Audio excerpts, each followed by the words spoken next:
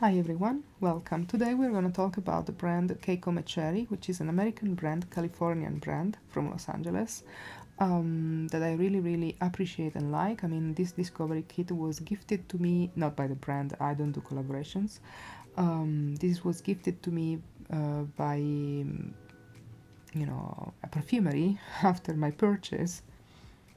And I had finally the chance to discover this brand well, because I've been testing the perfumes in the shop, in the perfumery, but usually I test a lot of things when I'm in a perfumery shop. So many times like my nose is too confused, I cannot appreciate the beauty of the perfumes, but more often than not, most often than not, I'm just appreciating the opening.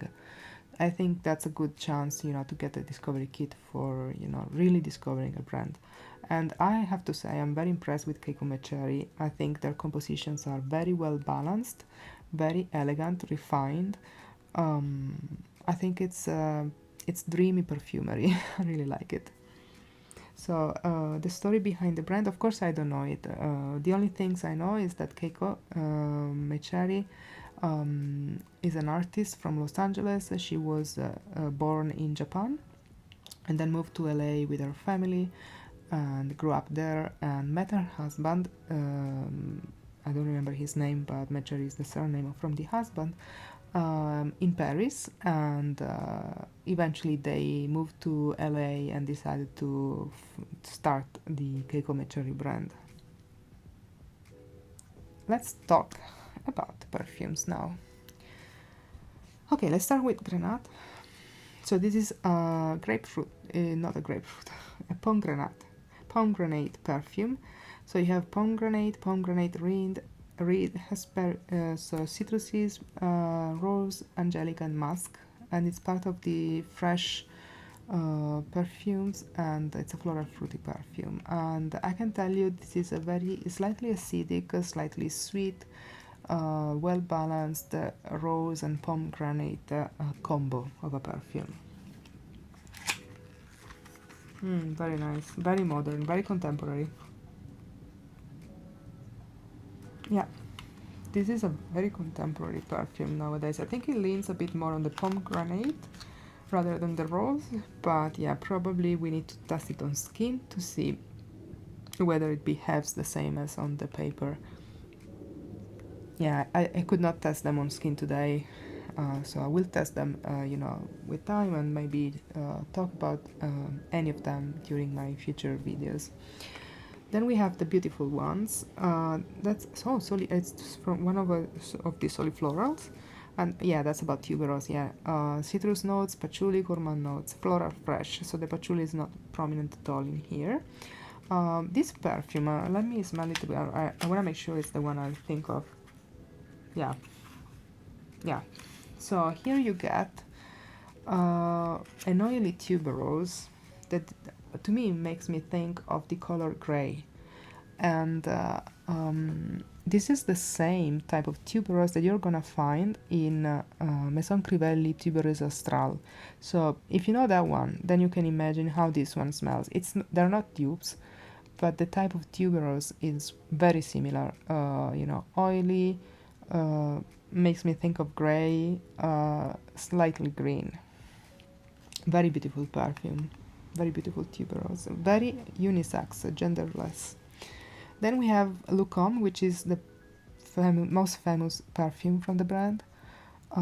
This is essentially a Turkish rose delight type of perfume.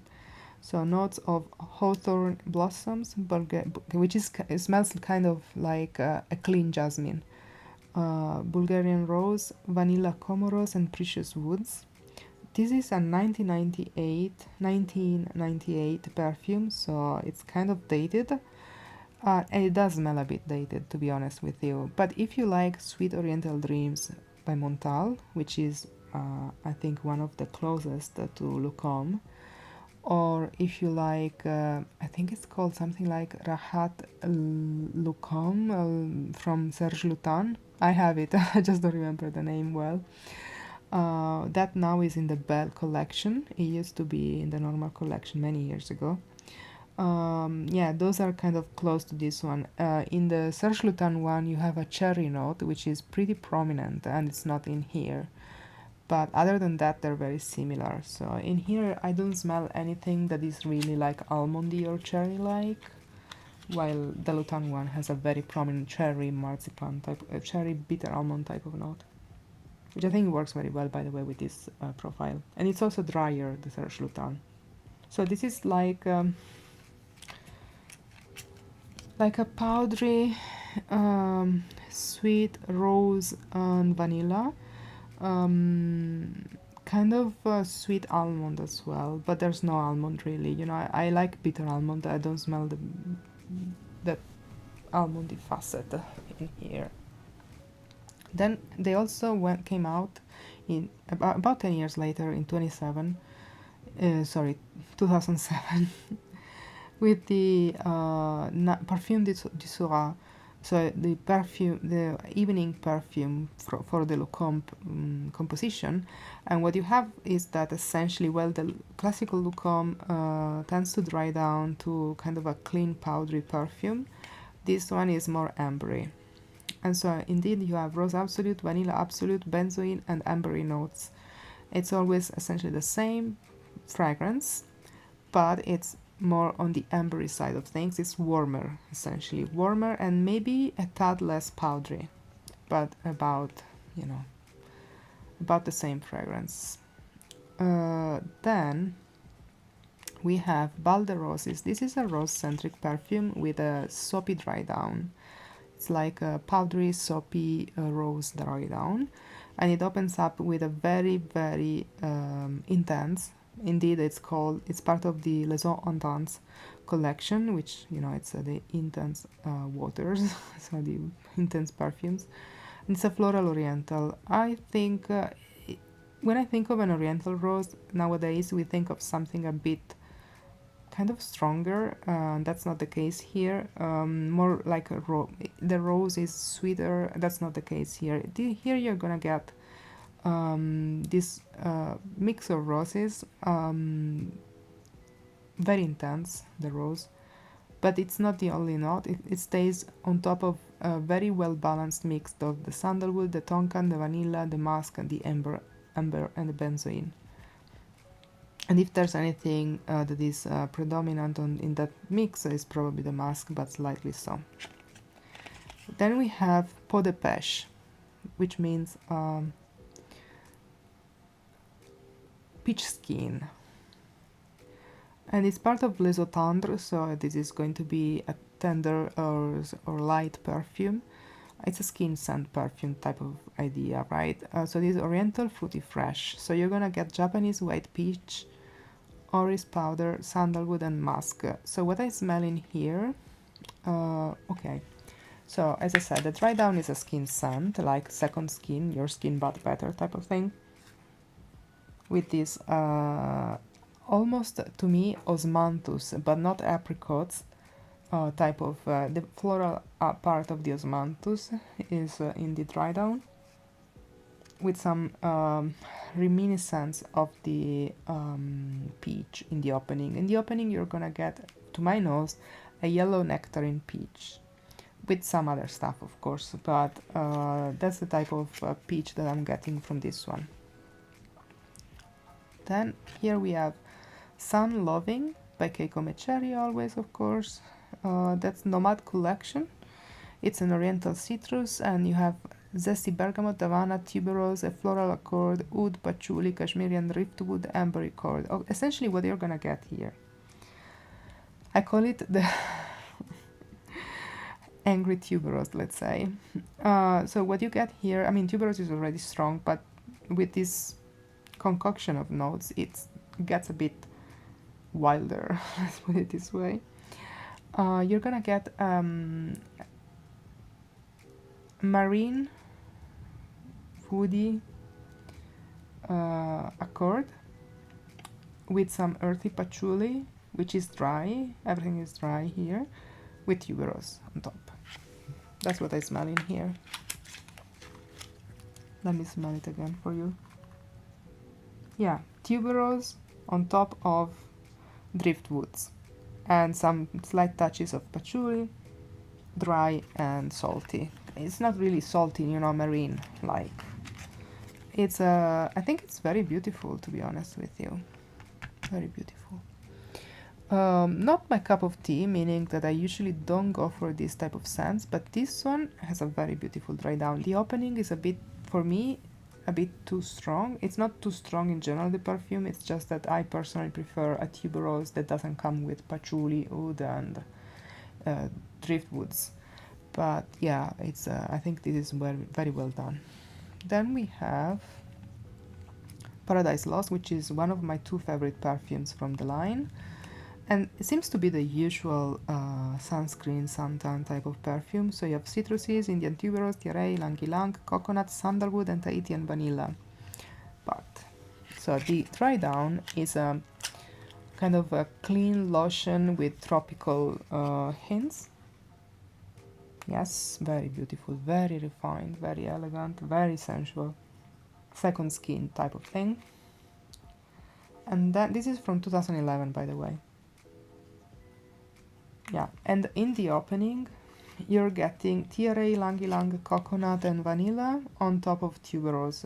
Essentially, there's this big accord that comes through, and it really, you know, hits you in a anyway very refined way. It's not in your face, and then you know, essentially, it's the tuberose is like being the supporting node, is not the protagonist. Okay, and that's very beautiful. I think it's a very beautiful perfume. Very nice take on the tropical profile, which is overdone. There are gazillion expressions of it, but this one stands on its own, so it's very beautiful. Then we have Ume. They're talking of a vintage Cypre gourmand. I think it's not so vintage, to be honest. This is from 2006. So you have Japanese plum, camellia, sasanka, May rose, almond, and Cypre notes.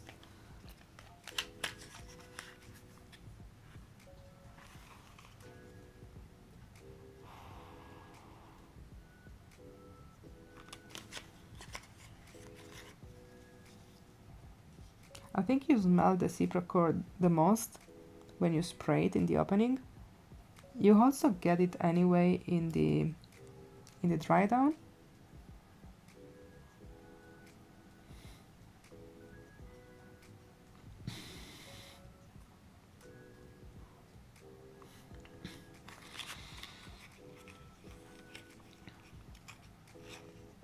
I'm not sure whether these perfumes are made in USA or in Switzerland, because here you see Ume made in USA, and then we look at the Ume made in Switzerland. Okay, well, a lot of the big perfume houses are, you know, based in Switzerland, like Givaudan, Firmenich.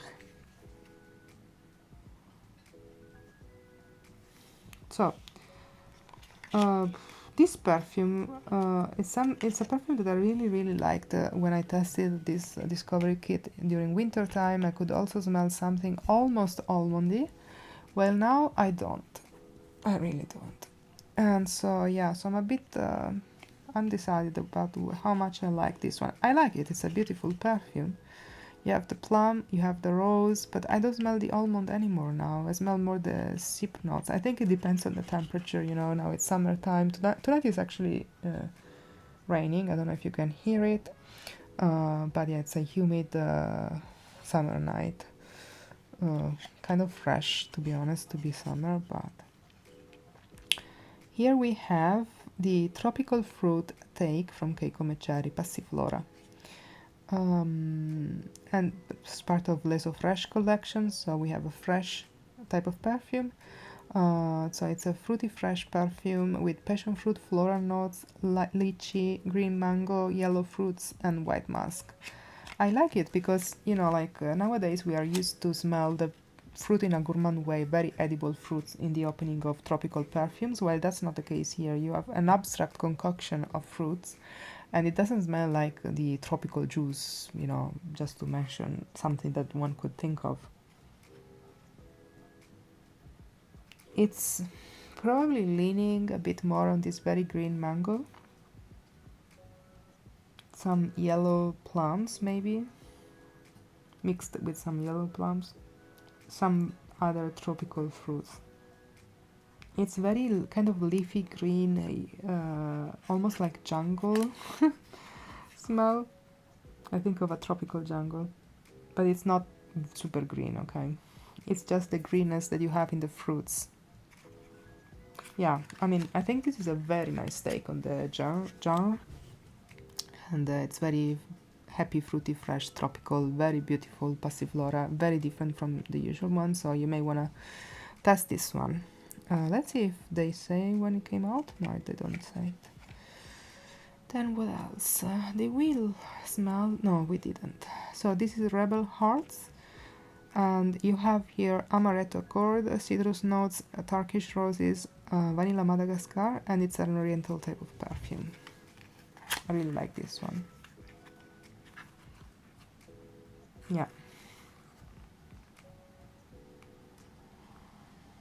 So the dry down, it's always slightly powdery, ever so slightly, and essentially, yes, of course you have vanilla, and you have this, how can I call it, almost almondy, smooth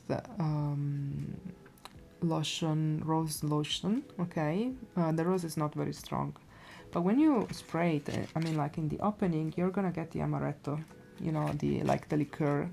So you have the amaretto cord, which is kind of a bitter almondy type of smell, but it's not, because yeah, the amaretto comes from the kernels, the nut of the apricots. But yeah, so olfacto, you know, the olfactive profile is extremely similar, like they have a lot of overlap. So yeah, think bitter almonds, and so you get the idea of the amaretto accord. Very, very beautiful and slightly boozy, of course. And then we have my favorite, which is Bohème. So Bohème has notes of bergamot, aldehydes. So it's an aldehydic perfume, rose, but it's not aldehydic as, you know, Chanel No. 5. I don't like that type of aldehydic perfumes. Rose, davana, plums, and precious woods. So that's a very interesting perfume. Well, first of all, the smell is one of a kind. I think maybe due to the Davan and the Plum combination. It's beautiful. And it's different from anything else. So the thing about Keiko Mecheri, you're gonna smell things done in a way that you maybe never smelled before, or not so commonly smelled before. And also the accords they use. So also in here you have this kind of powderiness that you find also in Lucome, okay? But this one is more on the plums, and when you spray it, you're gonna get almost a bitter almond opening, which I really like, and this almost liqueur-like, because of course bitter almonds makes you think of amaretto, so you're thinking of liqueur, and you have the plum note, so it's almost like a plum liqueur. So it's a very special scent. I really like the opening, I really like the dry down. I have it also on skin, and you have this almost almondy version of Lucome on the dry down. It's very beautiful. Yeah, I really like this brand. What do you think of these perfumes? Do you know the Keiko Mecheri brand? What's your opinion about the brand, the perfumes, and so on? Let us know in the comments, or the other people that are going to pass by to find information about the brands. They're going to be able to, you know, read your opinion and compare to what I'm saying.